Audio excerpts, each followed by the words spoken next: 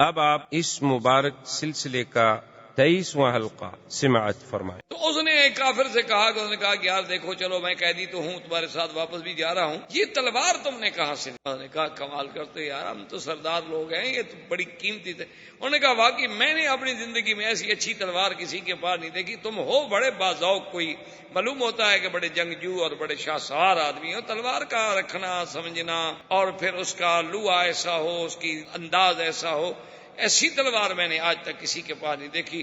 تو اس نے کہا کہ ہاں نہیں، ایسی تلواریں بہت کم ہوتی ہیں اور میں نے اتنی بڑی قیمت کے ساتھ خریدی تھی۔ وہ باتوں میں آ گیا، باتوں میں آیا تو آپ نے کہا کہ یار یہ مجھے دکھا سکتے ہو؟ دیکھ سکتے ہو؟ میں قیدی ہوں، کیا کروں؟ انہوں نے کہا وہ بات ہی نہیں، دیکھو۔ انہوں نے کہا ہم دو ہیں، ہمارے ہاتھوں میں تلوار ہے، اس کا ایک ہاتھ ہم نے باندھا ہوا ہے، ایک ہاتھ ہے، کیا کر لے گا؟ تلوار دے دی تو بس تلوار دیکھتے دیکھتے باری تلوار ایک کی تو گردن اڑ، دوسرا بھاگ گیا، ایک کافر مر گیا، دوسرا بھاگ گیا، ابھی مزید پھر واپس مدینہ۔ السلام علیکم یا رسول اللہ، تم کیسے آ گئے بھائی؟ اس نے کہا حضور دیکھیں، آپ نے اپنا وعدہ پورا کہ میں مکے سے بھاگ کے آیا، کافروں نے مطالبہ کیا، آپ نے مجھے واپس کر دیا اور میں واپس چلا گیا۔ اب اگر ان سے لڑ بھڑ کے مار مور کے میں خود واپس آ جاؤں تو اب آپ کا معاہدہ تو پورا ہو چکا ہے، اب آپ مجھے اب نہیں واپس بھیج سکتے۔ ایک دفعہ آپ نے مجھے بھیج دیا۔ حضور نے فرمایا ان ھذا الرجل مسر حرب، یار یہ تو ایسا بندہ ہے کہ آگ جنگ کو بھڑکانے والا بندہ ہے، تو اس کے دماغ میں ہر وقت لڑائی بڑائی کی فکر رہتا ہے۔ آپ نے فرمایا کہ نہیں بالکل ہم تمہیں واپس کر۔ وہ کافر بھاگتا بھاگتا آ گیا، وہ جو بچ گیا تھا۔ حضرت نے فرمایا ابھی لے جاؤ اس کو۔ ہم نے تو کہا جی میں تو نہیں لے جاتا، ہم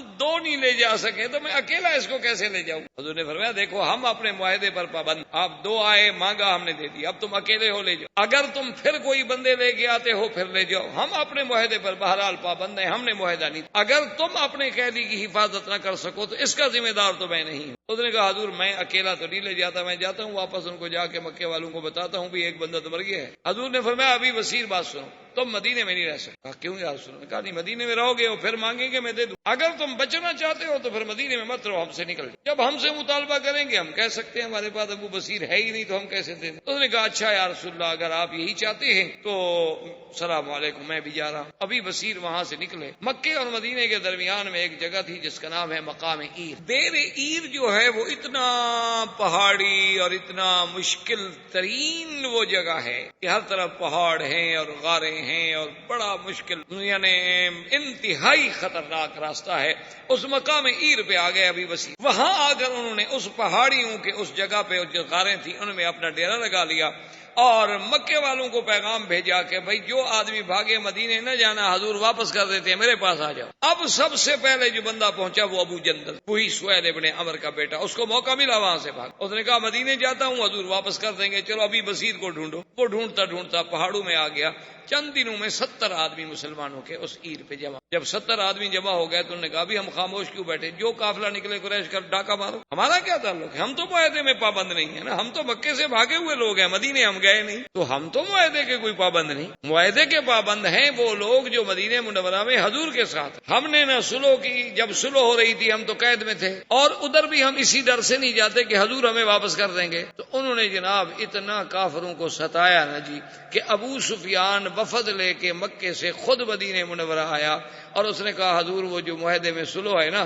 کہ جو آدمی ہم سے بھاگ کے آئے ہم واپس لیں گے، ہم اس سلو کو خود ختم کرتے ہیں، مہربانی کریں اس کو کاٹ، ہمیں نہیں چاہیے، جو آتا ہے مدینے رہے آپ، کیونکہ آپ کے پاس ہوگا تو کم از کم آپ سنبھالیں گے تو صحیح نا اس کو، یہ جو راستے میں وہ رہ رہے ہیں ان کو کون سنبھالے گا، نا ہم سے بھاگ گئے آپ کے پاس آتے نہیں، اس لیے مہربانی کریں اس شرط کو ختم۔ حضور نے فرمایا تمہاری تم لوگوں نے شرط رکھی تھی میں نے قبول کر لی، اور اگر تم شرط ختم کرنا چاہتے ہو تو معاہدے پر اس شرط کو کاٹ دو۔ ابو سفیان نے کہا ہاں جی بالکل کاٹ دیں، ہم مطالبہ کرتے ہیں ختم کرنے کا، آپ نے تو مطالبہ نہیں کیا۔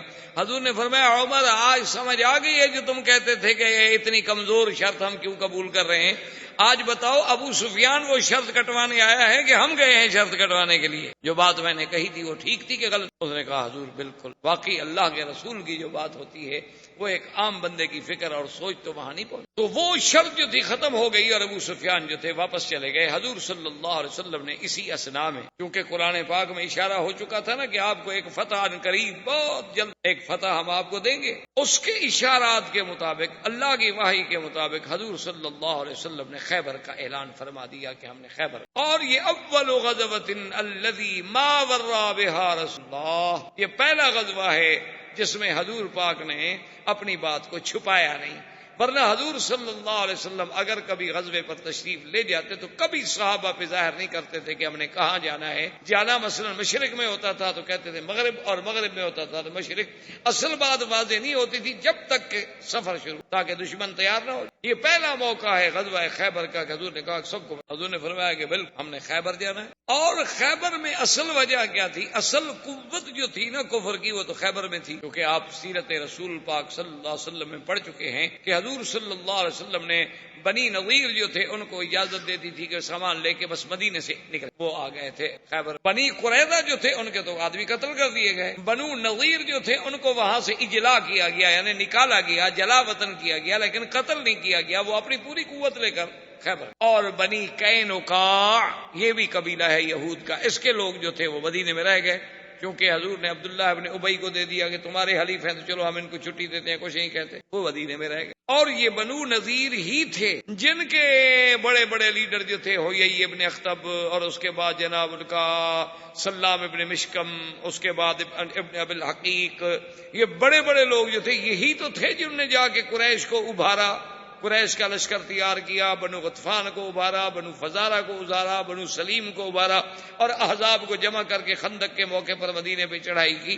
اس کا اصل سبب تو یہ بنو نذیر تھے خیبر والے. تو حضور صلی اللہ علیہ وسلم نے حکم دیا کہ ہم نے خیبر جانا. اور ساتھ اللہ کے نبی نے ایک حکم جاری فرمایا کہ لا یخرج معنا الا من خرج معنا بالحدیبیہ، کہ خیبر کے لیے صرف ہمارے ساتھ وہ لوگ جائیں گے جو حدیبیہ میں، اس کے علاوہ اور. کیوں؟ حدیبیہ میں گئے، عمرہ نہ ہوا، واپس آ گئے. تو حضور پاک یہ چاہتے تھے کہ اب جو اللہ غنیمت دے، فتح دے، تو انہی لوگ، کیونکہ وہ اتنا مشقت کا سفر کر چکے. اب جناب اعراب آ گئے، وہ جو ظاہر میں اسلام اور اندر میں کفر رکھتے تھے اعراب.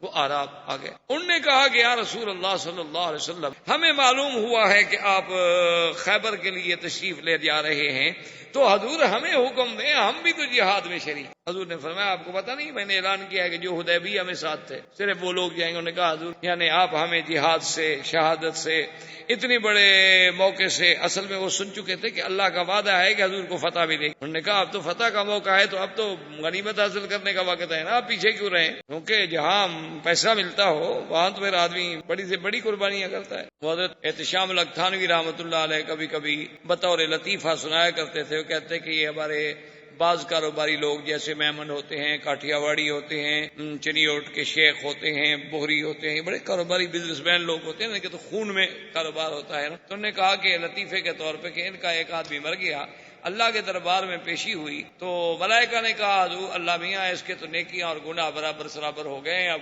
نیکیاں زیادہ ہوتی تو جنت میں جاتا، گناہ زیادہ ہوتے تو جہنم میں جاتا، اب یہ کہاں جائے، یہ تو برابر ہو گئے. تو اس نے ملائکہ نے جب عرض کیا، اللہ نے فرمایا اچھا اس سے پوچھو یہ کیا چاہتا کہ بھائی تمہاری گناہ اور نیکیاں برابر ہوں گی، قاعدہ یہ ہے کہ نیکیاں زیادہ جنت، گناہ زیادہ تو جہنم. اب ہو گیا معاملہ تمہارا برابر، اب بتاؤ تم کیا چاہتے ہو؟ اس نے کہا اللہ میاں جہاں 2 ٹکے کا فائدہ ہو وہاں بھیج. اصل بات تو صرف یہ ہے کہ جہاں 2 ٹکے کا فائدہ ہو ہمیں وہاں بھیج، ہمیں جنت جہنم سے کوئی مسئلہ نہیں. جیسے ہمارے ارائی ہوتے ہیں، ارائی برادری ہے نا، ارائی جو کہلاتے ہیں، وہ بھی کہا کرتے ہیں، چودھری محمد علی وزیر اعظم جو ہوتے تھے وہ کہتے ہیں ہماری قوم ایسی ہے کہ نعوذ باللہ ثم نعوذ باللہ، اللہ میاں اگر ان کو جہنم بھیجنے کا فیصلہ کرتے ہیں تو وہ کہیں گے اللہ میاں پانی کا انتظام کر دیں، باقی جہنم میں بھی ہم کھیتی باڑی کر لیں گے، آپ صرف پانی کا بندوبست کرتے ہیں، پانی مل جائے تو پھر زمین بنانے کے ہم ماہر ہیں. تو بہرحال کہنے کا مقصد یہ تھا کہ اب چونکہ ذاتی لالچ، انہوں نے کہا حضور مہربانی کریں ہمیں تو جہاد سے محروم. حضور نے فرمایا اچھا ایک فیصلہ، اگر آپ لوگوں کو واقعی جذبہ جہاد ہے اور شوق شہادت ہے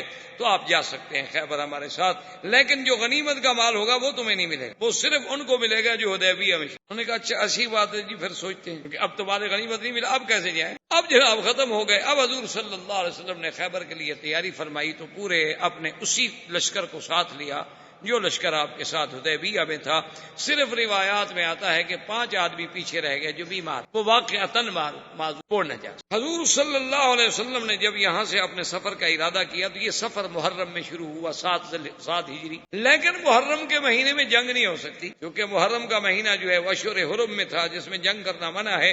لیکن حضور کا مقصد یہ تھا کہ چونکہ ایک تو سفر ہے اور پھر اونٹوں کا سفر ہے، کوئی کار پہ یا ہوائی جہاز پہ تو جانا نہیں ہے، تو لہذا یہ ہے کہ اتنے وقت تک ہم استعداد پیدا کریں گے، لیکن لڑائی تو سفر میں ہوگی، لڑائی تو محرم میں نہیں ہوگی۔ اور بنی قینقاع جو تھے، وہ جو یہودیوں کا ایک چھوٹا سا قبیلہ رہ گیا تھا مدینہ منورہ میں، ان کو جب پتہ چلا کہ حضور پاک تو خیبر کے لیے جا رہے ہیں تو ان بدبختوں نے فوراً ایک آدمی بھیجا خیبر کہ تم تیار ہو جاؤ، اللہ کے نبی آ رہے ہیں۔ ان کا آدمی تو پکڑا گیا، عبداللہ ابن ابی ابن سلول جو رئیس المنافقین تھا، اس نے بنی اشجع کے ایک آدمی کو بھیجا، وہ پہنچ گیا، اس نے جا کے خیبر اطلاع کر دی کہ اللہ کے نبی آ رہے ہیں، تیار ہو۔ اب انہوں نے بڑے بڑے لوگوں کو اکٹھا کیا کہ ہم کیا کریں، سنا یہ ہے کہ مدینہ منورہ سے حضور صلی اللہ علیہ وسلم آنے والے ہیں، سفر شروع ہو گیا ہے، تو اب ہمارے سامنے 2 راستے، ایک راستہ تو یہ ہے کہ ہم اپنے قلعوں کے اندر بند ہو جائیں اور مقابلہ کریں، ہم تو اپنے گھر میں بیٹھے ہوئے، اور ان کے بڑے بڑے قلعے تھے، جو 6 قلعے جو ہیں وہ تو بہت معروف تھے، لیکن اس کے علاوہ بھی اور قلعے تھے، لیکن یہ 6 قلعے جو ہیں تو بہت بڑے بڑے، بہت ان کی عظیم دیواریں تھیں، اوپر مورچے لگے ہوئے تھے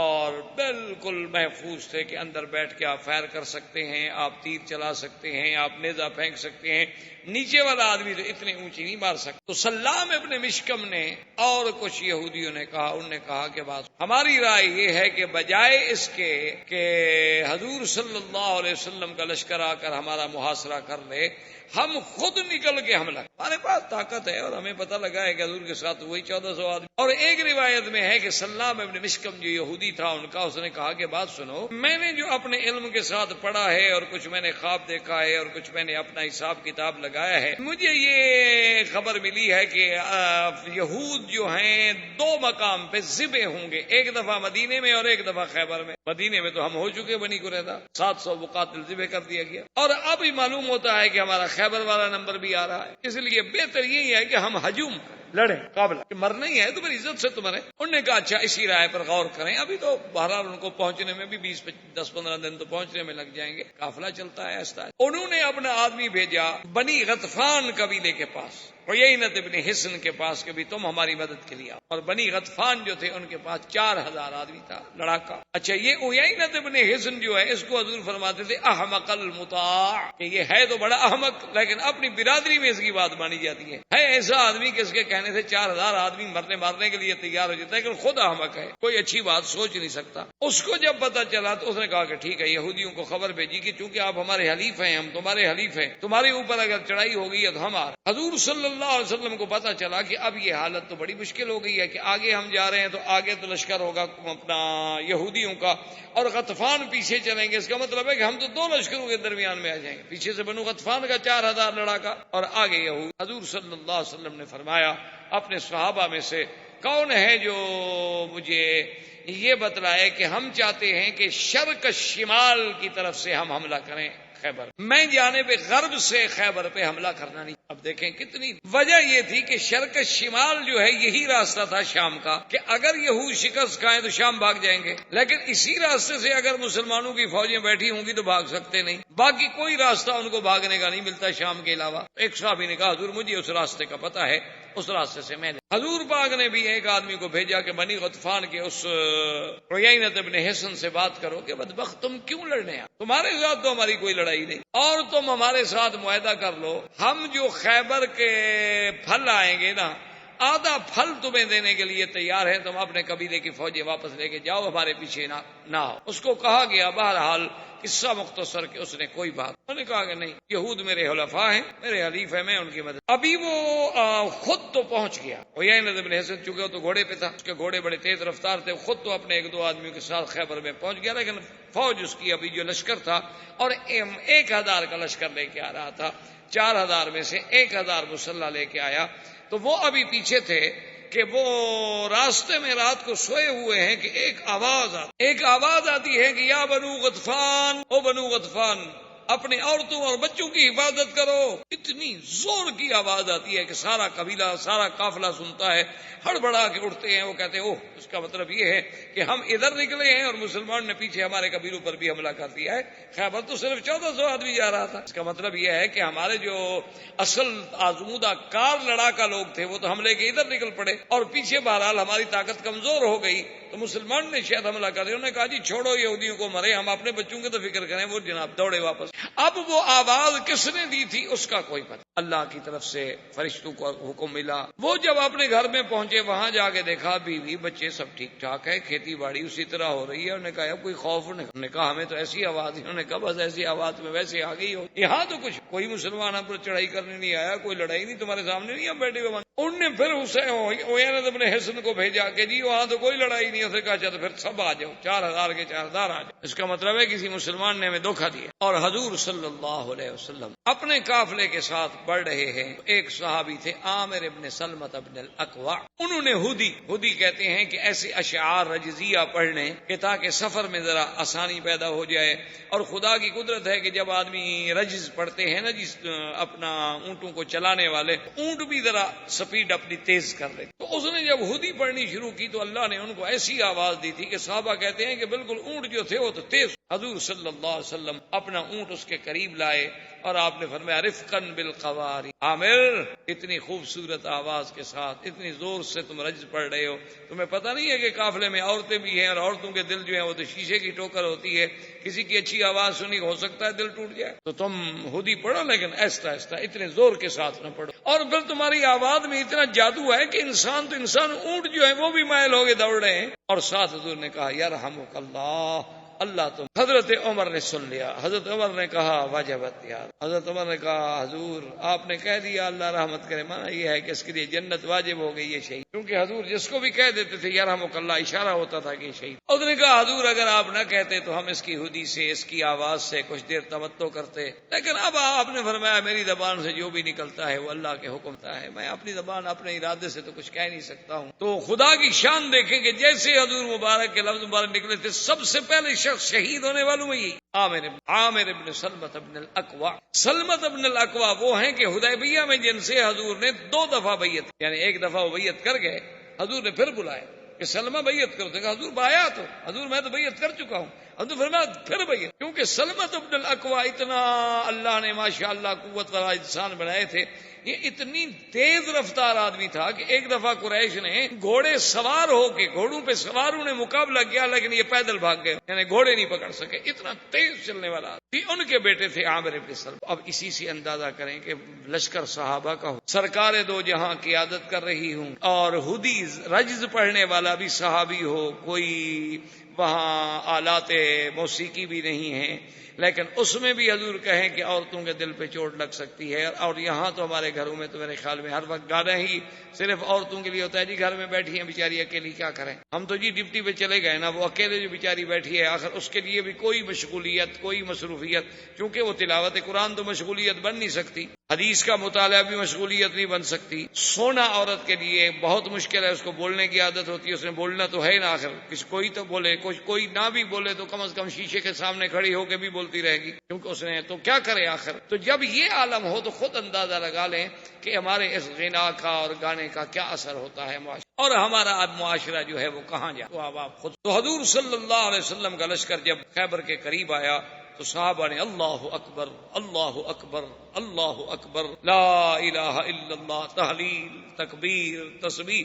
حضور نے فرمایا کیوں اتنے زور سے، انکم لا تدعون صما ولا غائبا، تم کو اس رب کو پکار رہے ہو جو غائب ہے، سنتا نہیں ہے، اتنا زور زور سے کیوں پکار؟ استب تو حضور صلی اللہ علیہ وسلم تکبیر و تحلیل کے اس ذوق میں، اچھا خدا کی شان دیکھیں کہ یہودیوں نے فیصلہ کر لیا ابھی قلعہ بند ہو، یہودی سب قلعہ بند، اور انہوں نے کچھ گھوڑے سوار رکھے تھے جو صبح جائیں نکلیں اور پتہ لگائیں کہ قافلہ حضور صلی اللہ علیہ وسلم کا آیا ہے کہ نہیں آیا۔ پہلے گھوڑے والے جاتے تھے اور اس کے بعد جو ہیں پھر وہ مزارے جو زمین میں کام کرتے ہیں، کھیتوں میں باغوں میں، وہ جاتے تھے۔ اللہ کی شان دیکھیں، جس رات حضور نے داخل ہونا ہے وہ گھوڑے والے بھی سو گئے، مزارے بھی سو گئے. صبح جب آنکھ کھلی تو دھوپ نکل آئی تھی. انہوں نے کہا یہ کیا ہو گیا؟ انہوں نے کہا بس آنکھ نہیں. انہوں نے مزیروں سے کہا بھی اب تو کافی دن چڑھ گیا ہے، اب تو نگرانی کرنے کی ضرورت نہیں، آپ چلے جائیں. تو اسی رات میں اللہ کے نبی بات زندگی باقی تو بات باقی انشاءاللہ. برادران اسلام، واجب الاحترام بزرگوں، دوستوں، بھائی، دروس سیرت نبویہ علی صاحبہ الف الصلاۃ والتحیہ کے ضمن میں ہم نے بات جو تھی وہ تک خیبر تک ہے. درس غزوہ خیبر کی تفصیل کے عرض کرنے سے پہلے اللہ کے قرآن آیات را توجہ کے ساتھ اپنے ذہن میں رکھ، کیونکہ دراصل سیرت نبوی جو ہے، جیسا کہ سیدہ عائشہ صدیقہ کہ جب حضور صلی اللہ علیہ وسلم آپ کے خلق کے بارے عائشہ تو بی بی عائشہ صدیقہ نے ایک جملے میں سرکار دو جہاں یعنی آپ حیران کہ اللہ نے سیدہ عائشہ صدیقہ رضی اللہ تعالیٰ عنہ کو کتنا علم کے اندر گہرائی اور گہرائی عطا، ایک جملہ، اور اسی میں ساری سیرت بیان. بی بی عائشہ نے فرمایا کان الآن، اگر میرے محبوب کی سیرت دیکھنی ہے تو پھر قرآن دیکھ، یعنی جو قرآن میں ہے اس کا اگر عملی نمونہ دیکھنا ہے تو وہ محمد. اصل دروس سیرت کا مقصد ہی یہ ہوتا ہے کہ ہمیں اللہ کے قرآن کی سمجھ آئے اور حضور صلی اللہ علیہ وسلم کی سیرت کا ہر پہلو جو ہے وہ قیامت تک کے لیے ہمارے باعث ہے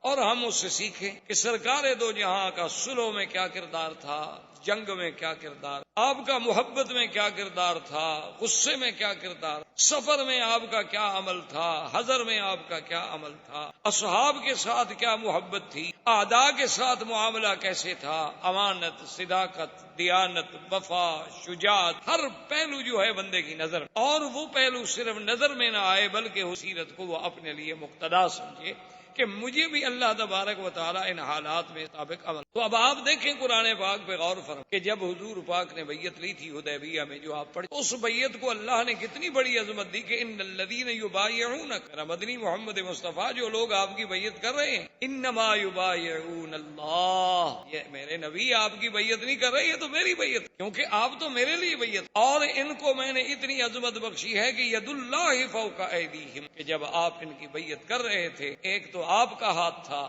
ایک صحابی کا ہاتھ تھا، اور ان پر میرا، یعنی اللہ نے اس کو اتنی عزت و عظمت بخشی. اسی لیے اب حضور صلی اللہ علیہ وسلم نے جب غزوہ خیبر کے لیے تیاری کی تو آپ نے فرمایا کہ غزوہ خیبر میں صرف وہ لوگ میرے ساتھ جائیں گے جو حدیبیہ. اب جو لوگ حدیبیہ میں نہیں آئے تھے، جو اعراب رہ گئے، ان کو پتا تھا کہ 1400 آدمی ہیں اور کوئی تیاری نہیں ہے اور مکہ جا رہے ہیں اور دشمن نے ان کو واپس تھوڑے آنے دینا، تو ڈر کے مارے نہیں آئے تھے. اب جب پتا لگا کہ حضور خیبر جا رہے اور ان کو یہ بھی سنائی خبر دے گئی کہ اللہ نے نبی سے خیبر کے فتح ہونے کا وعدہ بھی کر لیا ہے، اللہ نے قرآن میں کہہ دیا ہے وَأَصَابَكُمْ فَتْحًا قَرِيبًا، ہم ایک بہت جلد آپ کو فتح نصیب کریں. تو اب وہ بھی اس کو قرآن نے ان الفاظ سَيَقُولُ لَكَ الْمُخَلَّفُونَ مِنَ الْأَعْرَابِ شَغَلَتْنَا أَمْوَالُنَا وَأَهْلُونَا فَاسْتَغْفِرْ لَنَا. اب جو اعراب تھے پیچھے رہنے والے وہ آ گئے، انہوں نے کہا حضور ہمیں تو گھر کے معاملات اور حالات نے اور اشغال نے اتنا مجبور کر دیا تھا کہ حضور ہم پیچھے رہنا تو نہیں چاہتے تھے، ہم تو تڑپتے رہے، بس مجبور ہو گئے، غلطی ہو، بس آپ اللہ سے ہمارے لیے بخشش. تو اللہ نے فرمایا نبی السنتہم ما لیس فی بہم، یہ کہہ رہے ہیں زبانوں سے کہہ رہے ہیں، دل کے اندر وہ بات. فمن یملک لکم من اللہ شیئا اراد بضرا او اراد نفعا. میرے مدنی پاک آپ ان کو کہہ دیں کہ اللہ کے سوا پھر کون تمہارا مالک ہے اگر وہ تمہیں نفع دینا چاہے یا نقصان دینا چاہے. بل کان اللہ بما تعملون خبیرا، بلکہ اللہ تبارک و تعالی جو کچھ تم کر رہے ہو اس کو جاننے والے ہیں، دیکھنے والے ہیں. اللہ کے آگے بل ظننتم ان لن ينقلب الرسول والمؤمنون الى اهلهم ابدا وزين ذلك في وزن السوء وقورا. اللہ نے فرمایا میرا نبی آپ ان کو کہہ دیں کہ تم لوگوں کا تو خیال یہ تھا کہ اب اللہ کا رسول پھر کبھی واپس نہیں آئیں گے مدینہ منورہ، ان کو تو مکے والے وہیں فنا کر دیں گے، وہیں قتل کر دیں گے.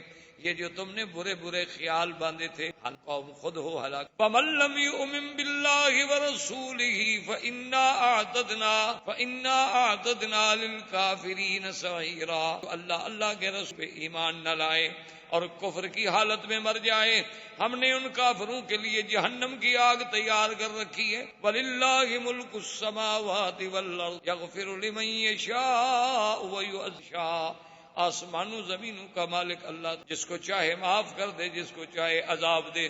وَكَانَ اللَّهُ غَفُورًا رَحِيمًا۔ سَيَقُولُ الْمُخَلَّفُونَ إِذَا انطَلَقْتُمْ إِلَىٰ مَغَانِمَ لِتَأْخُذُوهَا ذَرُونَا نَتَّبِعْكُمْ۔ اب وہ پیچھے رہنے والے کہتے ہیں، ان کو پتہ لگا کہ اب تو تم غنیمت حاصل کرو گے، خیبر فتح ہو جائے گا، کہ جی ہمیں بھی ساتھ لے چل، ہم تمہارے ساتھ ہیں۔ یریدون ان یبدلوا کلام اللہ، وہ یہ چاہتے ہیں کہ اللہ کا فیصلہ بدل دے۔ قل لن تتبعونا كذلكم قال اللہ من قبل فسيكون بل تحسدوننا بل كانوا لا يفقهون الا قليلا۔ اللہ نے فرمایا میرا مدنی آپ ان کو کہہ دیں کہ تم ہمارے ساتھ ہرگز نہیں جا سکتے۔ اب وہ کہتے ہیں اچھا تم ہمارے ساتھ حسد کرتے ہو کہ ہمیں بھی مال غنیمت مل جائے گا۔ اللہ نے فرمایا حسد کی بات نہیں، یہ جاہل ہیں، یہ بات کو سمجھتے نہیں۔ قل للمخلفین من الاعراب ستدعون الى قوم اولی باس شدید تقاتلونهم او يسلمون فان تطیعوا یؤتکم اللہ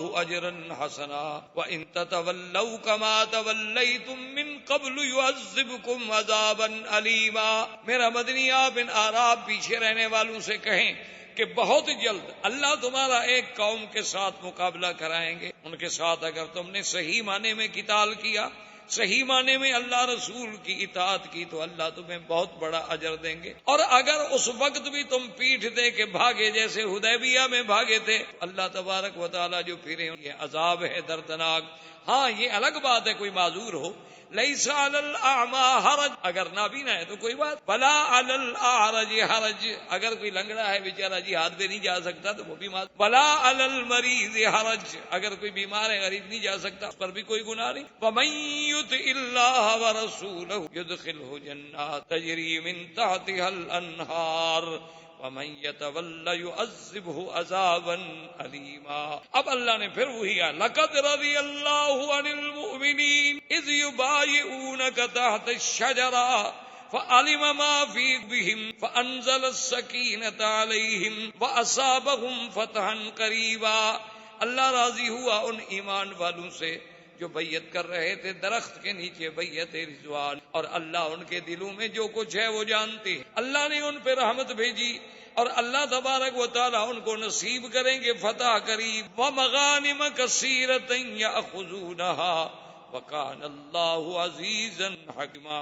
اور اللہ نے یہ بھی فرما دیا کہ اس کے علاوہ بھی ہم تمہیں اور بھی غنیمتیں عطا فرمائیں گے۔ وعدکم اللہ مغانم کثیرۃ تاخذونها واجل لکم هذه، البتہ یہ غنیمت اللہ نے جلدی تمہارے لیے مقرر کر دی۔ وکف ایدی الناس ان آیۃ للمؤمنین ویہدیۃ۔ اب وہ وجہ بھی اللہ نے بیان کر دی کہ حدیبیہ میں آخر صلح پہ اللہ نے راضی کر لیا، حضور کی اونٹنی رک گئی۔ حضور نے فرمایا اس کو بھی اللہ نے روکا ہے جو حابس الفیل ہیں، جس نے ہاتھیوں کو روکا تھا۔ تو بھئی اس وقت آخر روکنے کی کیا حکمت تھی؟ اگر 313 کو اللہ 1000 پہ بدر میں غلبہ دے سکتے ہیں تو وہ تو پھر بھی 1400 تھے۔ اس وقت بھی اگر اللہ فرشتے اتار دیتے، لڑائی ہو جاتی، اللہ اپنے نبی کی مدد فرما دیتے، لیکن اس وقت لڑائی نہیں کرنے دی، صلح ہو گئی۔ وجہ کیا تھی وہ بھی بیان کر۔ اللہ نے فرمایا هم الذین کفروا وصدوکم عن المسجد الحرام، وہ کافر جنہوں نے تمہیں مسجد الحرام سے روکا، والہدی معکوفا ان یبلغ محلہ، جبکہ قربانی کے جانور بندے ہوئے تھے کہ اپنے حرم میں جا کے ذبح ہو جائیں۔ اللہ نے فرمایا ولولا رجال مؤمنون ونساء مؤمنات لم تعلموهم ان تطؤوهم فتصيبكم منهم معرة بغير علم الله في رحمته من يشاء لو تزيلوا لعذبنا الذين كفروا منهم عذابا أليما۔ اللہ نے فرمایا میرا مدنی اپنے صحابہ کو بتا دیں کہ اگر مکے میں مرد مسلمان اور عورتیں جن کا ایمان چھپا ہوا تھا اور تمہیں ان کا پتہ بھی نہیں تھا کہ کون مسلمان ہے اور کون کافر ہے، اگر وہ جنگ ہو جاتی اور وہ مسلمان تمہارے ہاتھوں سے مارے جاتے تو ساری زندگی تانا ملتا کہ مسلمان تو اپنوں کو بھی مار، یہ تو کلمہ پڑھنے والوں کو بھی قتل کر دیتے ہیں۔ اس وقت ہماری حکمت تھی کہ ہم نے تمہیں جنگ سے روک دیا، صلح کر دی۔ اور میں نے جیسے عرض کیا تھا کہ آپ اندازہ کریں کہ 13 سال نہیں بلکہ 19 سال میں اسلام اتنا نہ پھیلا جتنا حدیبیہ کی صلح کے بعد، یعنی 19 سال میں تو 3000 آدمی مسلمان ہوتا ہے، صرف 2 سال صلح کے بعد 10,000 آدمی حضور صلی اللہ علیہ وسلم کا بھیجاتا ہے۔ تو یہ اس فتح کا مقام تھا۔ اب جب حضور نے خیبر کی تیاری کی، حضور نے فرمایا کہ اس میں صرف وہ لوگ شریک ہوں گے جو حدیبیہ میں شریک۔ اب اعراب نے زور لگایا کہ نہیں جی ہم بھی جاتے ہیں۔ حضور نے فرمایا کہ اچھا اگر تمہارا جذبہ جہاد اتنا صادق ہے تو پھر تم ہمارے ساتھ چلو، تمہیں چلنے کی اجازت ہے، لیکن اگر اللہ نے مہربانی کی، جو اللہ کا وعدہ ہے وہ سچا ہوگا اور خیبر فتح ہو گیا، اللہ نے ہمیں غنیمت دی، تو ہم مال غنیمت سے تمہیں کچھ، بس تم ثواب حاصل کرو، شہادت حاصل کرو۔ اب جناب وہ پیچھے ہٹ گئے، وہ تو جا ہی غنیمت لینے کے لیے رہتے ہیں، وہ لڑنے کے لیے تو نہیں جا رہے۔ حضور صلی اللہ علیہ وسلم نے لشکر چلایا اور بڑی مشقت، حضور صلی اللہ علیہ وسلم کا لشکر جو ہے وہ خیبر، اور اس معاملے میں حضور صلی اللہ علیہ وسلم نے ہراسا یعنی لشکر کی حفاظت، یہ ذمہ داری سیدنا عمر رضی اللہ، اور تموین جو تھی کہ بھی لشکر کی خوراک غذا تاکہ وقت پر ملے، یہ ذمہ داری حضرت عثمان رضی اللہ تعالی۔ اب آپ اس بات کو سامنے رکھیں کہ خیبر جو ہے یہ اس زمانے میں بھی اور اب یعنی جزیرہ عرب میں تقریباً سب سے آباد ترین خطہ جو ہے وہ خیبر میں، بڑے آباد زمینیں، بڑے چشمے تھے، باغات، اور یہودی جب مدینے سے اجلا ہوئے تھے تو ان سب لوگوں نے بھی اسی خیبر کو اپنا بنا۔ اب خیبر جو ہے وہ 2 حصوں میں ہے، ایک حصے کو کہتے ہیں نطاق اور ایک حصے کو کہتے ہیں شق۔ پھر ہر حصے میں بڑے بڑے حصون تھے، منا قلعے، جیسے آپ نے دیکھا نا باب الملک عبدالعزیز سے تو آپ کو سامنے ترکوں کے زمانے کا بنا ہوا ایک بڑا قلعہ، کہ پہلے دور میں لڑائیاں تیر کی، تلوار کی، نیزے کی، بھالے کی، تو اس دور میں بہت کم قسم کی بندوقیں بھی ہوتی تھی، تو یہ قلعے جو تھے یہ بڑی حفاظت کا ذریعہ تھے کہ اب آپ قلعے کے اندر بیٹھے ہیں تو آپ کو تیر تو نہیں لگتا، آپ کو کوئی نیزہ بھی نہیں مار، اور آپ اس سوراخ سے دیکھ رہے ہیں اور وہیں سے بیٹھ کے آپ تیر مار سکتے۔ تو یہودی قوم جو ہے چونکہ یہ ابتدا ہی سے سرمایہ دار اور بڑی دولت مند قوم تھی، تو یہ جہاں جہاں بھی گئے انہوں نے بڑے بڑے قلعے بنائے تھے، بڑے بڑے برج بنائے تھے، تاکہ ان کے جو بادشاہ ہیں، ان کے جو وزراء ہیں، ان کے جو رائل فیملی کے لوگ ہوتے تھے، سردار ہوتے تھے، وہ سب ان بڑے بڑے قلعوں میں رہتے تھے۔ تو نطاق میں بھی قلعے تھے اور شق، اور ان مشہور قلعوں میں حصن سعد بڑا مشہور، اسی طرح قلعت الزبیر بڑا مشہور، قلعت النزار بڑا مشہور، یہ ان کے بڑے بڑے ہیں۔ اسی طرح پھر اس سے تھوڑا اگر دور جائیں تو وادی آتی تھی جس کو کہتے ہیں وادی منطقہ قرا، یہ بھی ایک بہت بڑی آبادی، بہت بڑی وادی تھی، اس میں بھی اس کے ساتھ پھر ایک علاقہ تھا جس کو کہتے ہیں فدق، یہ بھی یہودیوں کا علاقہ تھا، بڑے بڑے باغات تھے، اور اس میں اسی طرح ایک علاقہ تھا جس کو کہتے ہیں یہود تیمہ، یہ لوگ بھی یہود تھے اور اس علاقے میں بھی باغات تھے اور قلعے تھے۔ لیکن جو سب سے اہم جگہ تھی خیبر کی وہ شق اور نطاق تھا، اور اس میں جو اہم قلعے تھے وہ قلعہ اپنا ایک تو تھا حصن عامر، اور ایک تھا حصن السعد، اور ایک تھا اس میں حصن کتیبہ، اور ایک تھا اس میں قلعہ زبیر، اور ایک تھا اس میں قلعت النزار، یہ سب سے بڑے۔ اب حضور پاک تشریف لے گئے اور محاصرہ کر کے بیٹھ گئے۔ حضور صلی اللہ علیہ وسلم نے ان کا اس زمانے میں جو بادشاہ تھا وہ تھا کنانۃ ابن ابی الحقیق، اس کے پاس اپنا وفد۔ حضور صلی اللہ علیہ وسلم نے فرمایا کہ ہماری 3 شرائط، ان 3 شرائط میں سے جو شرط آپ کو قبول ہو، ہم اس 3 شرطوں میں سے کوئی ایک شرط اگر آپ قبول فرما لیں ماننے کے لیے۔ سب سے پہلی شرط تو یہ ہے کہ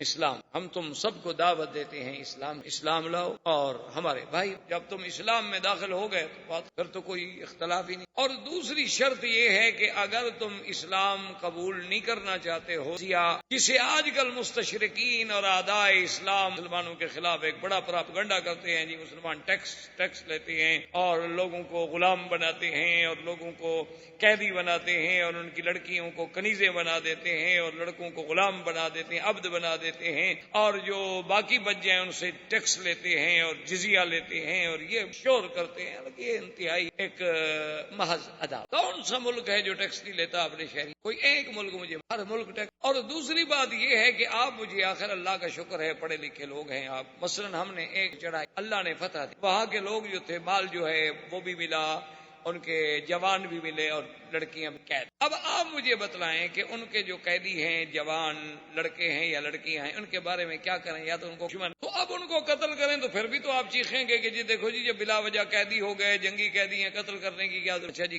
قتل نہیں کرتے تو اب کیا کریں؟ ان کو ہمیشہ بٹھائے رکھیں، جیل میں خرچہ دیتے رہیں؟ یعنی اگر ہم نے 10,000 قیدی بنا لیا ہے دشمن کا تو 10,000 آدمی کو رکھنا، ان کو 3 وقت کا کھانا دینا، ان کی رہائش، ان کا مکان، سردی گرمی، کپڑا لباس، یہ تمام اخراجات ہم کریں، ہمارے دشمن ہیں۔ اب ہم ان کو چھوڑ دیں تاکہ اور کسی دشمن علاقے میں جا کے پھر وہ فوج لے کر ہم پر چڑھائی۔ اسلام نے تو اس سے بڑا حل کیا ہو سکتا ہے کہ ان کے اموال جو ہیں مجاہدین میں تقسیم کر دیے جائیں، اور ان کی لڑکیاں جو ہیں وہ بھی بانیاں بن جائیں، اور لڑکے جو ہیں وہ عبد بن جائیں، اور ساتھ پھر اسلام نے ہر بات کو آزاد کرنے کی ترغیب دی تاکہ وہ لوگ آزاد ہوں، اور اگر اسلام کے قریب رہتے رہتے مسلمان ہو جائے تو اور اچھی بات، تاکہ وہ کسی کی حفاظت میں آئے، کسی کی جائے پناہ۔ اسلام نے اگر جزیہ رکھا ہے تو اس جزیے کے لیے ذمہ داری ہے اسلام کی کہ ان کی حفاظت کرے گا، ان کا پہرا دے گا، ان پر دشمن حملہ کرے تو یہ ان کی طرف سے لڑیں۔ اسی لیے ایسے واقعات موجود ہیں تاریخ اسلام میں کہ جب بعض لوگ ایسے حالات ہو گئے، انہوں نے باقاعدہ کافروں کو پیغام بھیجا کہ اب ہم کمزور ہو چکے ہیں،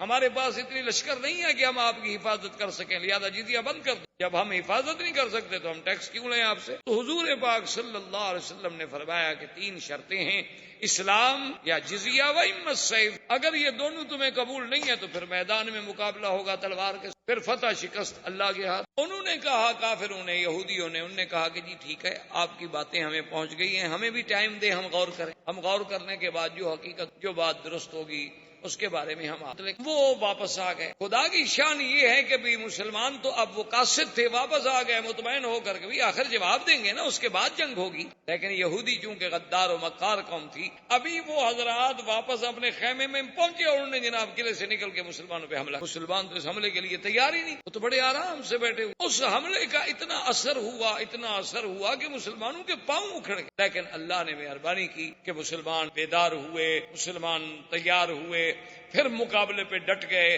اور آخر یہ ہوا کہ جب شام کا وقت آیا تو یہودی جو نے لشکر کے ساتھ واپس قلعے میں چلے گئے، داخل قلعہ بند کر دیا، لیکن سب سے پہلا غدر جو تھا ان کا سامنے آ گیا کہ بھئی ہم نے وفد بھیجا ہے، آپ شرائط قبول کرتے ہیں یا انکار کرتے ہیں؟ اس کے بعد باقاعدہ اعلان جنگ ہو۔ محمود ابن مسلمہ ایک صحابی، وہ اسی اثنا میں لڑتے اور رات ہو گئی، اندھیرا ہو گیا، تو وہ یہودیوں کے ایک قلعے کی دیوار کے نیچے جا کے تھک کے بیٹھ گیا، تھوڑا سانس لے لو۔ ان یہودیوں کو جو پتا چلا تو ان کا ایک بہت بڑا ماہر جنگجو آدمی تھا جس کا نام مرحب، یہ بڑے ان کے، وہ مرحب باہر نکلا اور اس نے آ کے تلوار سے حملہ کیا۔ محمود ابن مسلمہ جو بیچارے، اتنی تلوار لگی، زخمی ہو گئے، اور زخمی حالت میں بیچارے وہاں سے بھاگے، لیکن اپنے خیمے، اپنے کیمپ تک، اور یہ سب سے پہلے شہید۔ اسی اثنا میں بنو غطفان، وہ جن کے بارے میں آپ پہلے پڑھ چکے ہیں، جن کے سردار کے بارے میں حضور نے فرمایا تھا الاحمق المطاع، یہ ہے تو احمق لیکن ہے ایسا بے وقوف کہ اس کی لوگ مانتے ہیں، بہرحال وہ اپنا لشکر لے کے نکلا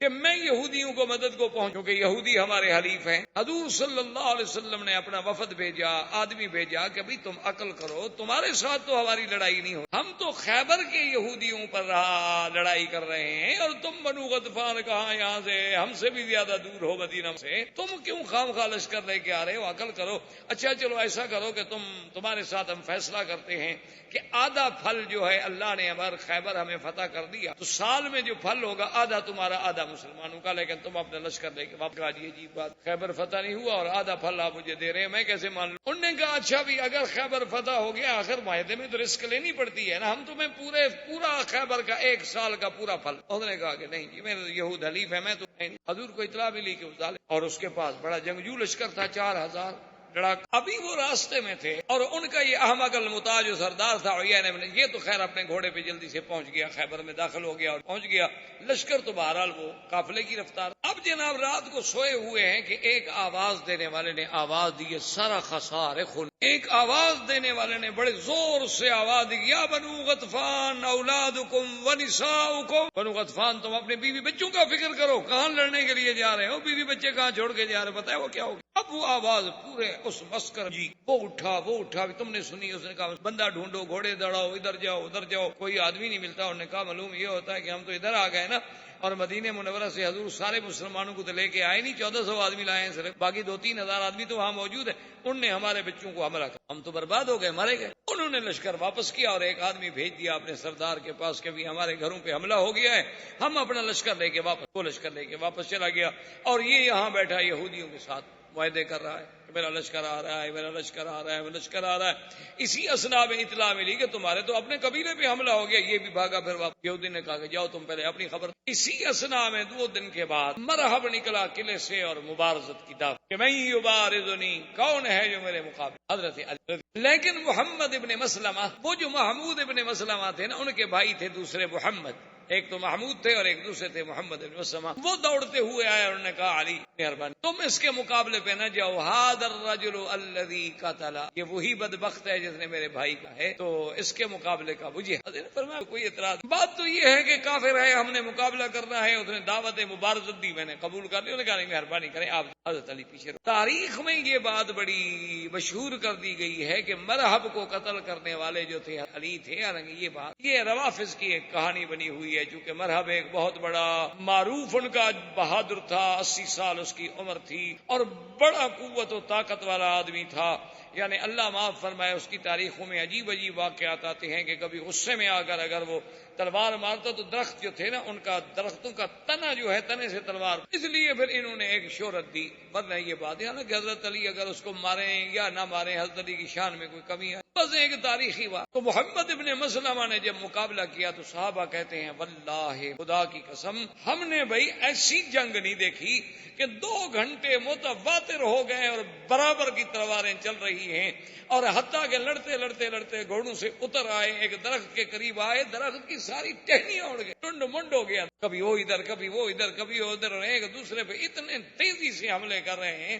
صحابہ کہتے ہیں کہ ایسی لڑائی ہم نے نہیں دیکھی، جتنے بہادر ہیں ادھر بھی ادھر بھی سب دنگ ہے۔ اور محمد ابن مسلمہ ایک نوجوان آدمی ہے اور وہ اتنا پرانا تجربے کار ہے، لیکن برابر کی تلوار ٹکرا رہی ہے، اور آخر اللہ پاک نے مہربانی یہ کہ محمد ابن مسلمہ کو خدا نے موقع دیا، انہوں نے تلوار ماری تو اس کی ایک ٹانگ، جب مرحب کی ٹانگ کٹی تو گر گیا۔ اسی بات ہے ایک آدمی کا ایک ٹانگ کٹ جائے اور اتنی بلیڈنگ بھی ہو رہی ہو، خون بھی ہو رہا ہو، چاہے کتنا بڑا بہادر، جب وہ گرا درخت کے نیچے تو محمد بن مسلمہ نے غصے میں آ کر دوسری ٹانگ، اس کی دوسری ٹانگ جب کٹی اور محمد بن مسلمہ کھڑے ہیں، اس نے کہا فقتلنی، کہا دیکھو میں ہار گیا، مجھے قتل کر دو، اب مجھے کیوں عذاب دے رہے ہو، مجھے کیوں عذاب، بھی تم نے میری ایک ٹانگ کاٹ دی، پھر دوسری ٹانگ کاٹ دی، اب میں اٹھ کے لڑنے کے قابل ہوں، یا میں اٹھوں گا یا لڑوں گا، فقتلنی، میری گردن پہ تلوار پھیرو، مجھے چھڑاؤ، بس میں مان گیا کہ میں ہار گیا۔ محمد بن مسلمہ نے کہا کہ نہیں، میں بھی تمہیں اسی طرح تڑپتے دیکھنا چاہتا ہوں جیسے بھائی تڑپتے، تم نے بھی تو میرے بھائی کو وہاں قتل نہیں کیا نا، زخمی کر کے بھگا دیا۔ اسی اثنا میں چونکہ حضرت علی رضی اللہ تعالیٰ عنہ بھی پاس کھڑے تھے، انہوں نے کہا محمد اسلام دشمن ہے، مر گیا ہے، اب مردے سے کیا مقابلہ ہے، تو حضرت علی نے بڑھ کے کر، اس وجہ سے تاریخ میں یہ آیا کہ مرحب کا قاتل، ان کے مقابلے میں پھر ایک بہت بڑا جو ان کا جنگجو تھا یاسر، وہ نکلا، یہ مرحب کا بھائی، وہ جب میدان میں نکلا تو اس نے کہا بھائی یہ بارزنی، میرا مقابلہ کون؟ زبیر۔ بی بی صفیہ دوڑی، زبیر بیٹے تھے، اور بی بی صفیہ جو ہے وہ عمت رسول اللہ ہے، انہوں نے کہا حضور مہربانی کریں، یا رسول اللہ مہربانی کریں، میرے بیٹے کو اس ظالم کے مقابلے میں نہ جانے دیں، وہ تو بہت بڑا یعنی خیبر کا مانا ہوا شاہ سوار ہے، اور میرا بیٹا جو ہے زبیر وہ تو نہ تجربے کار ہے، جوان آدمی ہے، وہ تو ابھی تلوار پکڑنی سیکھ رہا ہے، مہربانی کریں اس کو روک دیں، میرا بیٹا مارا جائے گا۔ آپ نے فرمایا صفیت بل ابن کے زبیر، آپ نے فرمایا کیوں گھبراتی ہو، تمہارا بیٹا اس کو مارے گا، مت گھبرا۔ اب جناب جنگ ہوئی، صحابہ کہتے ہیں کہ اب زبیر ہے، نیا آدمی ہے، اور یاسر اتنا تجربے کار ہے، لیکن اس بے جگری سے زبیر لڑا، اور نتیجہ یہ نکلا کہ زبیر یاسر قتل ہو گیا۔ ففری اللہ اکبر کہ ان کے 2 سردار مارے گئے۔ یہودی نے کہا بھی قلعے بند کر دو، بس اب ہم اس طرح نہیں لڑتے اس ساتھ، جو بھی ہمارا بندہ جاتا ہے ان کا ایک نوجوان آگے مار دیتا ہے، اور اگر اسی طرح ہمارے 5-10 آدمی اور مارے گئے تو پھر تو پورے یہودیوں میں بات پھیل جائے گی کہ یہودی مر گئے، ہم تو شکست کھا جائیں، لہذا واپس قلعے میں آ جاؤ، ہم نہیں۔ اس کے بعد مقابلہ ہوتا رہا، اللہ تبارک و تعالیٰ نے آخر میں مہربانی کی، صحابہ نے حملہ کیا، کہ جو سب سے پہلا ان کا حصن عامر تھا، اللہ کی راہ فتح ہو گیا، اور یہود جو تھے اس سے نکل کر حصن ساتھ جو فرار ہو گئے، جو وہاں کچھ نہ کچھ سامان جو تھا وہ حضور صلی اللہ علیہ وسلم اس سامان کو بیٹھے ہوئے تقسیم کر رہے ہیں کہ جاء اعرابی، ایک بدو اس نے صحابہ سے پوچھا اینا محمد مصطفیٰ، صحابہ نے بتایا کہ حضور صلی اللہ علیہ وسلم فلاں جگہ بیٹھے، تو وہ آیا اور سلام کیا اور کہا کہ یا رسول اللہ میں عربی ہوں، جاہل بدو۔ حضور نے فرمایا کیا چاہتے ہو؟ اس نے کہا حضور کچھ نہیں چاہتا، اشہد اللہ الہ الا اللہ، میں مسلمان، مجھے مسلمان کریں، کلمہ پڑھائیں بس۔ حضور پاک نے کلمہ پڑھایا، اس نے کلمہ شہادت پڑھا، فرح المسلم، مسلمانوں کو بڑی خوشی ہوئی کہ چلو اللہ کا شکر ہے ایک آدمی آج اس حالات میں کہ جب ہم کوئی جنگ بھی نہیں جیتے ہوئے لیکن اب بھی لوگ اسلام کی سچائی کو قبول کرتے ہوئے مسلمان ہو رہے ہیں۔ تو حضور نے فرمایا صحابہ سے کہ بھی اگر تمہیں اعتراض نہ ہو تو یہ جو کچھ قلعے سے ہمیں تھوڑا بہت سامان ملا ہے اس میں سے اس غریب کو بھی تھوڑا حصہ دے دیں، غریب ہے، عربی ہے، بدو ہے بیچارہ۔ انہوں نے کہا حضور ہمیں اعتراض، حضور نے فرمایا اچھا اس کو سامان دے دو۔ وہ کھڑا، انہوں نے کہا واللہ، انہوں نے کہا حضور پاک میں اس کے لیے نہیں آیا تھا کہ مجھے مال غنیمت مل جائے گا، مجھے کوئی سامان مل جائے گا، میں تو اس لیے آیا ہوں اقتلوا فی سبیل اللہ فی نہری ھذا، میں تو اس لیے آیا ہوں کہ اللہ کے راستے میں یہ میری جگہ کٹے اور میں شہید ہوں، میں تو شہادت کی موت کے لیے آیا ہوں۔ حضور نے فرمایا ان صدقت صدق اللہ، اگر تم سچے ہو تو اللہ پھر تمہیں سچا۔ اب دوسرے دن جب جنگ شروع ہوئی تو مقابلے پہ کھڑے ہیں، ٹھیک وہاں سے یہودیوں نے تیر مارا اور عین اسی جگہ اس کو تیر لگا جہاں انگلی اور شہید ہوا۔ صحابہ اٹھا کے حضور نے فرمایا ہوا یہ وہی آدمی ہے جو اگلے دن کہہ رہا تھا؟ انہوں نے کہا ہاں حضور یہ وہی آدمی ہے، اور جہاں انگلی رکھی تھی وہیں تیر لگائے۔ آپ نے فرمایا واللہ قتل شہیدا وانا شہید علیہ، یہ اللہ کے راستے میں شہید ہوا اور محمد اس کا گواہ ہے۔ صحابہ کہتے ہیں خدا کی قسم ہم نے تمنا کی کہ اے کاش اس کی جگہ آج ہم ہو۔ یہی وہ راز ہے میرا بھائی جو مسلمانوں کو اللہ نے عظمت دی ہے، جو کفر کو سمجھ نہیں آ سکتا۔ ابھی 1400 سال گزر گئے، ہم ایمان کے اضعف ترین حالت سے بھی نیچے گرے ہوئے ہیں، یعنی ہمارے اندر نہ وہ ایمان ہے، نہ وہ اسلام ہے، نہ صداقت ہے، نہ دیانت ہے، نہ امانت ہے، صرف نام کے مسلمان ہیں۔ لیکن آج بھی اگر آپ دیکھیں، اخبارات کھول کے دیکھیں کہ لاکھوں کا لشکر ہے، منظم ہے، قوت ہے، طاقت ہے، ایئر فورس ہے، مقابلے میں کون ہے جی؟ مجاہدین 400 500 600 800 کتنے ہوں کشمیر میں؟ کیا ہو؟ یعنی آپ دیکھیں 7 لاکھ فوج، آپ کیا سمجھ، یعنی 7 لاکھ آدمی کو اگر ایسے آپ خیمے لگا کے بھی بٹھانا چاہیں تو یہاں سے لے کر حرم تک تو صرف خیمے لگ جائیں، دیکھتے نہیں آپ عرفات بنا میں 7 لاکھ فوج، اور مقابلے پہ کون ہے؟ نہتھے، کمزور، بے در،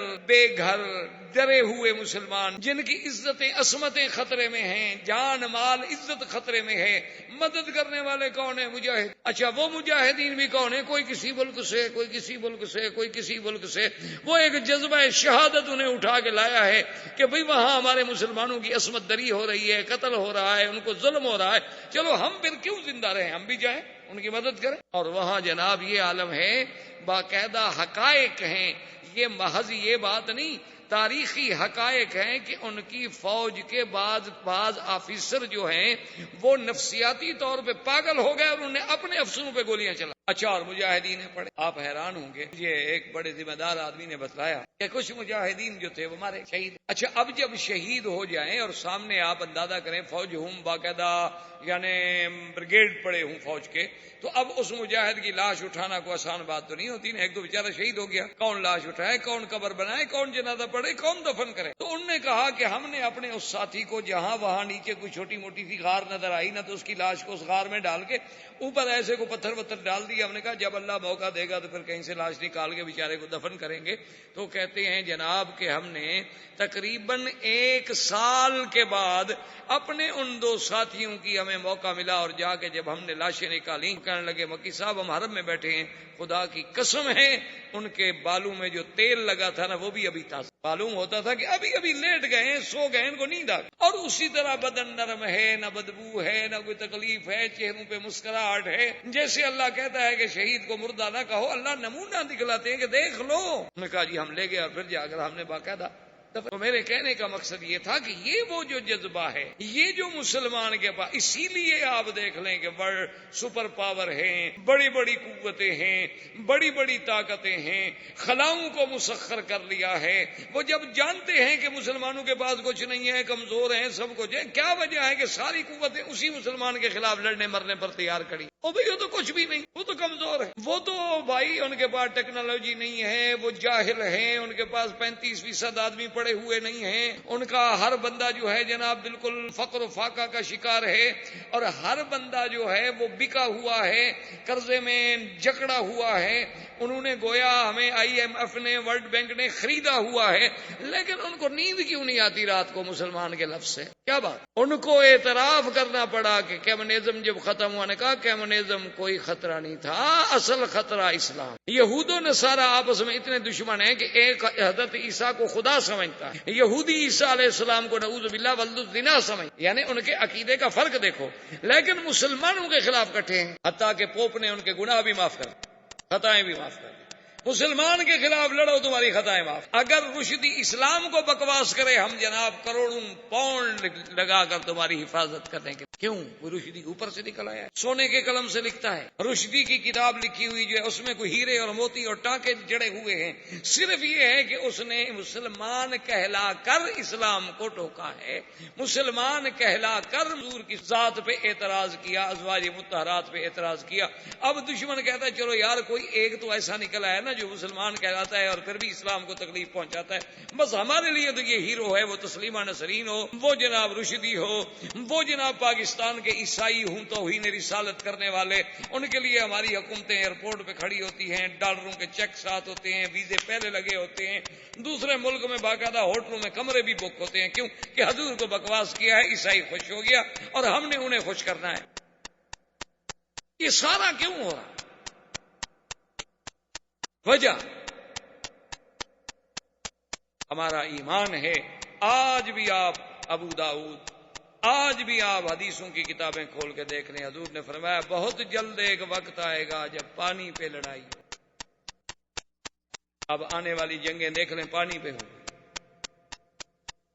حضور نے فرمایا پانی پہ لڑائی ہوگی اور یہود و نصارہ کی پوری قوتیں ایک طرف ہوں گی اور مسلمان ایک طرف ہوں گے، لیکن حضور نے فرمایا یاد رکھو فتح مسلمانوں کو۔ اب وقت آ رہا ہے، اسی لیے تو ڈر رہے ہیں سارے۔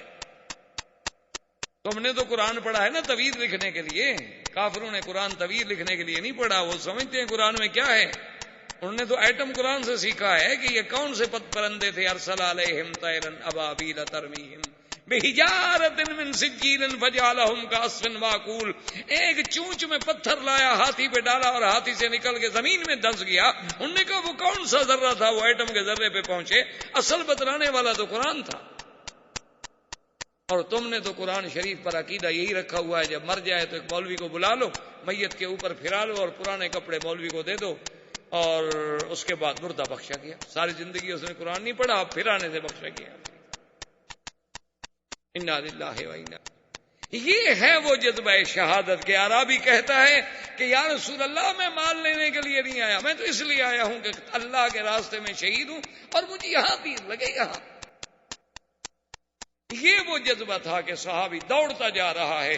ایک صحابی نے کہا بھی ایسا چلوں، نے کہا کیا ایسا چلوں، انی لاجد ریح الجنت من قبل احد، مجھے تو جنت کی خوشبوئیں آ رہی۔ یہ تھا وہ جذبہ۔ حضور صلی اللہ علیہ وسلم نے محاصرہ برقرار رکھا۔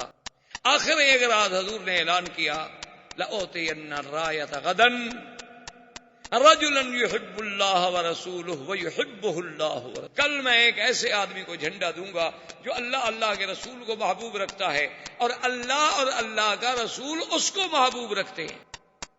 اللہ کے رسول کو تو سب محبوب رکھتے ہیں، بڑی شان تو یہ ہے کہ جس کو اللہ محبوب رکھے۔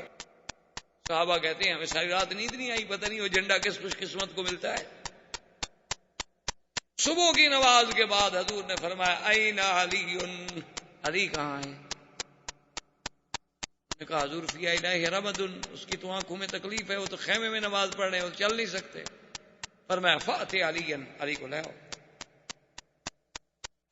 حضرت علی رضی اللہ تعالیٰ عنہ فرماتے ہیں اب حضور کا حکم تھا، میں انکار تو نہیں کر سکتا تھا، دو آدمیوں کے کندھے پہ میں نے ہاتھ رکھے، مجھے زمین نظر نہیں آتی تھی، میری آنکھوں میں اتنی تکلیف تھی میں دیکھ نہیں سکتا تھا۔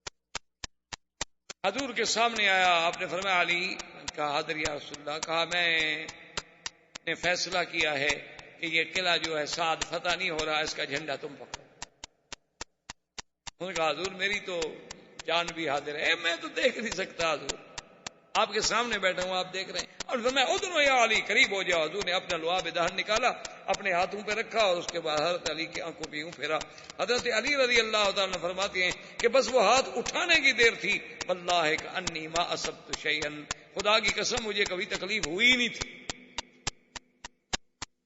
حضور صلی اللہ علیہ وسلم کے ہاتھ لگنے سے۔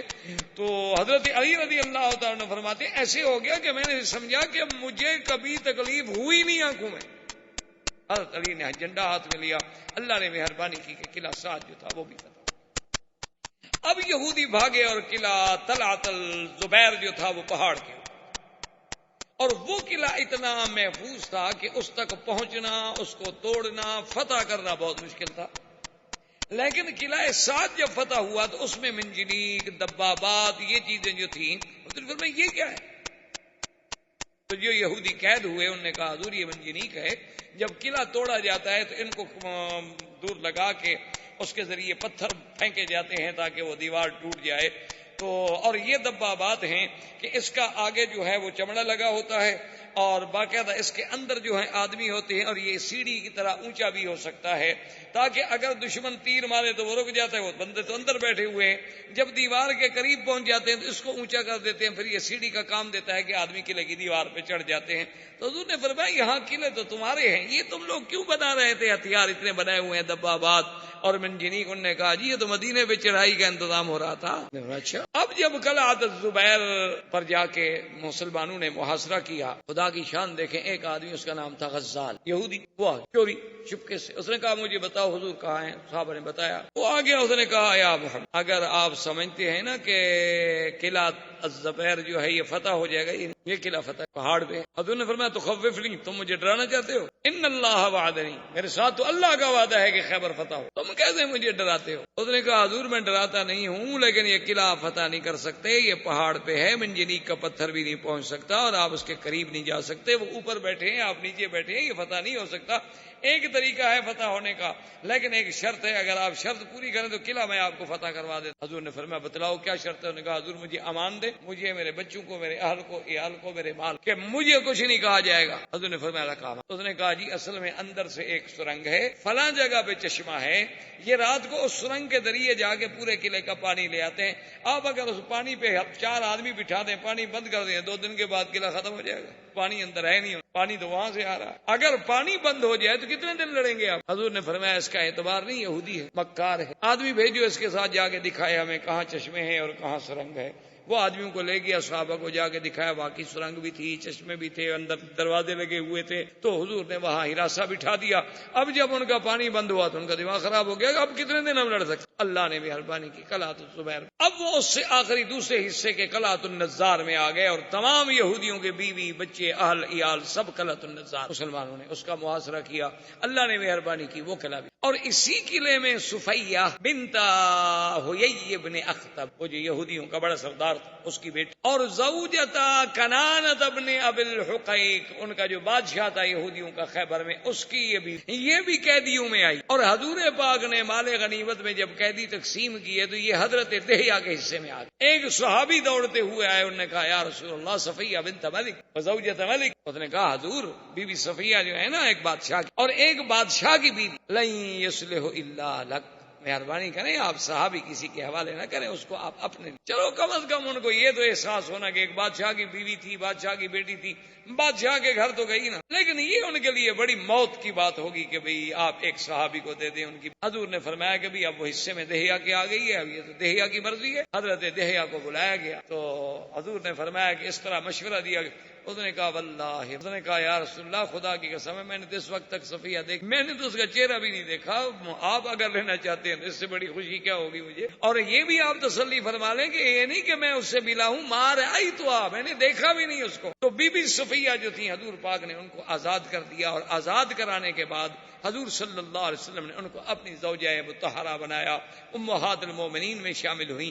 انہی کا وہ قصہ ہے جو صحیح حدیثوں میں بڑا مشہور ہے کہ بی بی صفیہ جو تھی، ایک تو ان کا قد چھوٹا تھا، اور دوسرا اس میں تو کوئی شک نہیں نا کہ ہوئی ابن اخطب کی بیٹی تھی. تو بی بی عائشہ اور بی بی زینب، بی بی عائشہ ابی بکر کی بیٹی تھیں، اور بی بی زینب جو تھیں اور بی بی حفصہ جو تھیں حضرت عمر کی بیٹی، اور بی بی زینب تو وہ تھی جن کا اللہ نے نکاح کیا. ان کو چونکہ اتنا بڑا شرف حاصل تھا تو یہ چونکہ سوکنے ہوتی ہے نا، چاہے کسی دور میں بھی ہو، تو بہرحال ان کو جب غصہ آتا، کبھی کوئی بات ہوتی، کبھی موقع ملتا، تو یہ صفیہ سے کہتے چپ رہو، تم کیا بات کرتی ہو، تم تو ایک یہودی کی بیٹی ہو. ایک دن حضور صلی اللہ علیہ وسلم آئے تو بی بی صفیہ رو رہی. حضور نے فرمایا معذرت، تم کی کیوں رو رہی ہو؟ اس نے کہا رسول اللہ، بی بی عائشہ، بی بی زینب، بی بی حفصہ ہر وقت مجھے چھیڑتی ہیں، کہتی ہیں کہ تم یہودی کی بیٹی. یا رسول اللہ، اس میں میرا کیا قصور ہے اگر میں کسی کے گھر میں پیدا ہوں؟ حضور نے فرمایا صفیہ، تمہیں بھی تو جواب دینا نہیں آتا. حضور میں کیا جواب دوں؟ وہ کہتی ہے میں ابو بکر کی بیٹی ہوں، وہ کہتی ہے میں عمر کی بیٹی ہوں، وہ کہتی ہے میرا نکاح اللہ نے عرشوں پہ کیا تھا، میں کیا جواب دوں؟ حضور نے فرمایا عجیب بندی ہو تم، ہو یہ ابن اخطب کی بیٹی ہو، اور تمہارا خاندان کا نسب جو ہے حضرت موسیٰ و ہارون سے ملتا ہے، تم تو اس کی اولاد سے ہو. نے کہا ہاں حضور یہ بات تو ہے. نے کہا تم ان کو جب جھگڑا ہو نا، جب تم ایسی بات کریں تو اس کو کہو کہ بات سنو کہ میرا جو باپ ہے اس کا نسب ملتا ہے موسیٰ علیہ السلام سے اور ہارون علیہ السلام سے.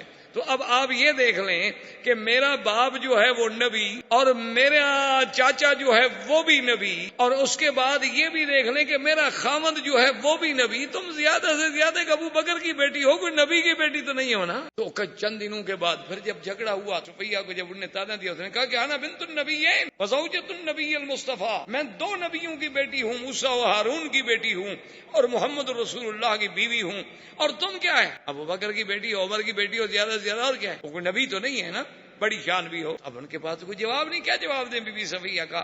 حضور صلی اللہ علیہ وسلم آئے، دیکھا کہ بی بی عائشہ اور بی بی حفصہ دونوں نے منہ جناب جھکایا ہوا ہے اور غصے میں ہیں. تو انہوں نے فرمایا ما بکم، کیا ہو گیا تمہیں، کیا بات ہے، کیوں اداس؟ انہوں نے کہا حضور اللہ نے آپ کو دین کے لیے بھیجا ہے، آپ بیویوں کو جھگڑا کرنا بھی سکھلاتے ہیں. اللہ نے تو آپ کو دین کے لیے بھیجا ہے، آپ نبی ہیں، رسول ہیں، آپ بیوی کو جھگڑا سکھلاتے ہیں. یہ صفیہ کی طاقت نہیں کہ جواب دے سکے، یہ آپ نے سکھلایا ہے. تو انہوں نے فرمایا جب تم اس کو تانا دیتی ہو بنت یہودیہ کا، وہ کس نے سکھلایا تھا؟ اگر میں نے اس کو سکھلایا ہے تو میں نے سچ سکھلایا ہے یا غلط سکھلایا ہے؟ تو یہ وہ صفیہ تھی رضی اللہ تعالی عنہا جو حضور صلی اللہ علیہ وسلم کی بیوی بنی.